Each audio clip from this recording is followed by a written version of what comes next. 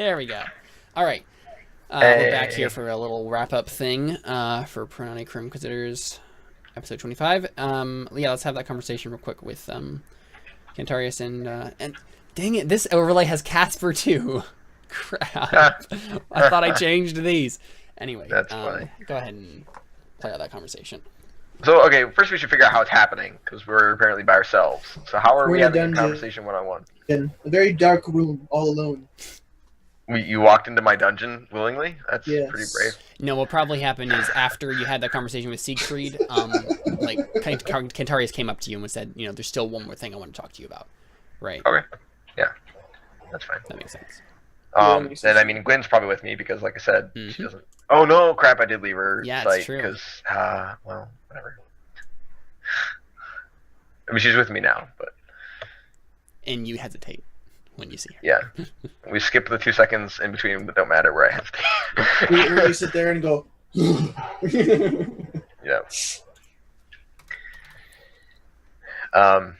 Right, okay, so you say you had something else to talk about, right? And then,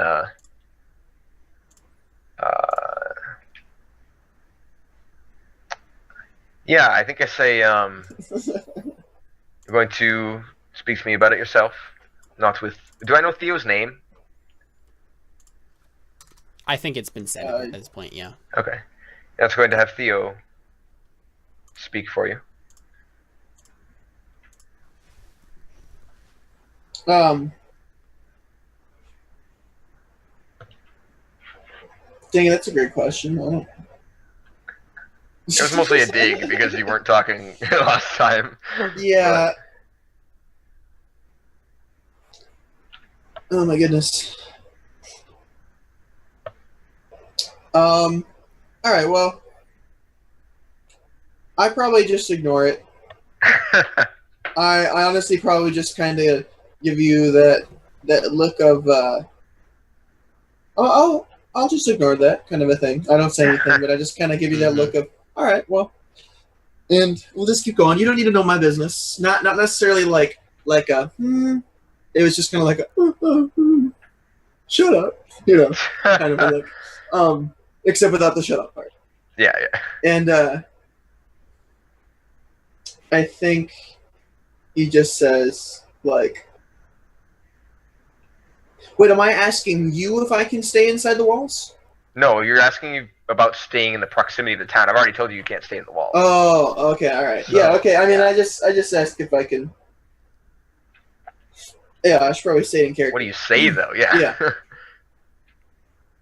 Yeah.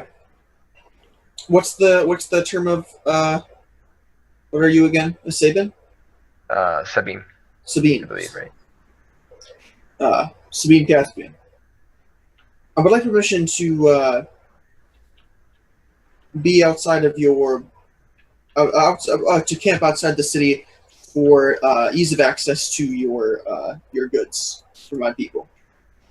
We have craftsmen who will be willing to trade and provide valuable assets to your community and economy. We will not be a leech to your people. He nods and he says, well, I don't suppose it's too much of an issue to have you at the extremities of the town. Unfortunately, I can't with good conscience put 150 armed men and women in such close proximity to my people without taking some precautions. So I'm afraid if you're going to be that close, we'll have to reach some sort of agreement. Preferably, we would take charge of some of your heavier weaponry for the time that you do spend beyond our walls, and of course return it to you when you leave. But of course you understand that soldiers tend to make people nervous, and nervous people tend to make poor workers. What if we do not carry our weapons on us in the city and outside, but we leave them with our tents and our things? Or would it be better if we just moved a little bit farther away?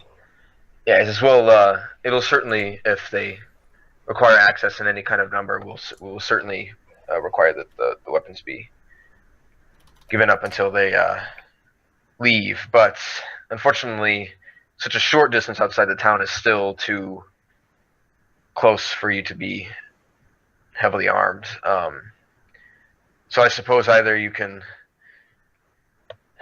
move to such a distance that it wouldn't be an issue for my people, out of sight, out of mind, as it were, or you can remain close and as you said, have ease of access to the things you require and the trade that you'd like. But as I said, that would require some disarmament. And of course, you came to us. We have no qualms with you. You have nothing to fear from us. We have nothing to gain from marching out and attacking a tent city full of soldiers. But for the same reason that your people feel uncomfortable out with our men armed outside of your city, my men feel uncomfortable with their weapons being taken away. Yes, I'm sure, but as I said, your men are all, or at least mostly, soldiers. I have a large number of civilians to deal with, people who are not used to being in the presence of unfamiliar armed men, as you understand. Understood. And again, it is your company that's arrived here, and not the other way around. Certainly, if we'd marched on somebody else's, province, we would have to make this more of a compromise. Do something similar, yeah. Which is not what I was going to say, but yeah, basically we'd have to do similar concessions. Very well. Our people will lay down arms. And he nods. It's very good. And of course, sidearms and the like are not a problem, but the heavier weapons. Then it won't be a problem for my men. What's that? Then it won't be a problem for my men. Perfect. Says then we have an agreement. This is I look forward to further trade in the future. And he nods and he says, was there anything else you'd like to discuss?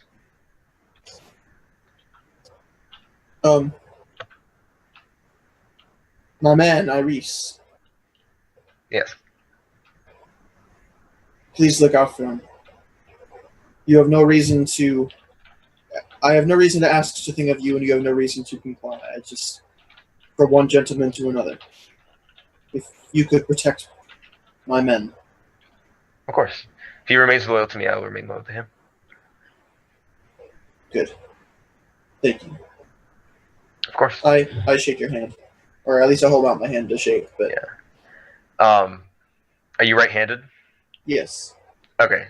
Then he holds out. He takes your hand to shake as well. Okay. And I think he does this every time he shakes someone's hand. He puts his crippled hand like over both hands when he shakes hands. I just said hands like 30 times that sentence. But yeah, so he kind of like he takes your hand and then turns it and like puts his crippled hand over yours, just like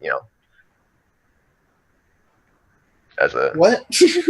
Like how sometimes if you shake someone's hand, you'll put your hand like your other hand on top, just kind of like. Oh yeah, right? okay. He does that, Gotcha. but obviously his left hand is crippled, so it's kind of right and cold probably because there's gold in it. Right. Okay. But yeah. Okay, yeah, you get me really confused there for a Sorry, second. I was making gestures with my hand, but they were probably below my camera. So.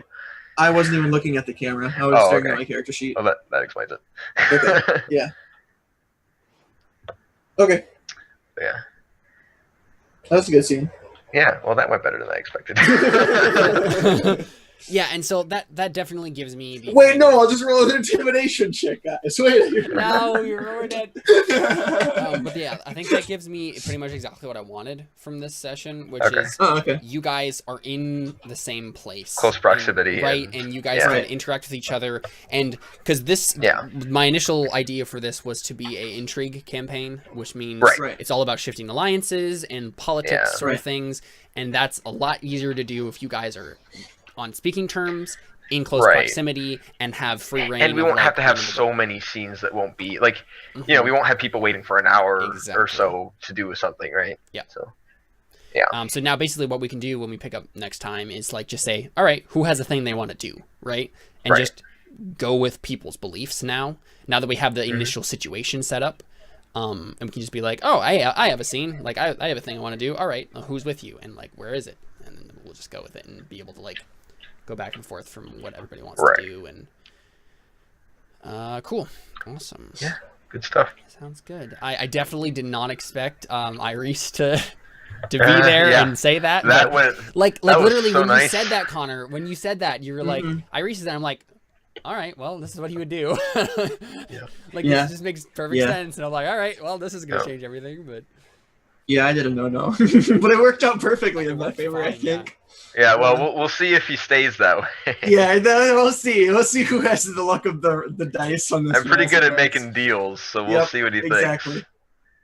But and the thing is like my character is all going to be about loyalty and honor and like morals, and you're just going to be about bribery, which is going to make this so interesting because it's like the audience, if there was an audience, would be like, you know, obviously we want Iris to do the morally right thing, but he has no reason to do so. Right. Because he's got all of this right here. You know, it's going to be great. I'm going to love it. I don't know why. I'm probably going to lose.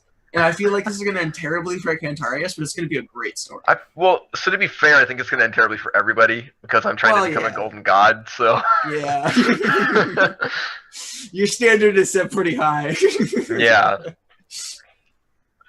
So I'm pretty sure it's going to go badly for everybody. But yeah, that's the fun part. So.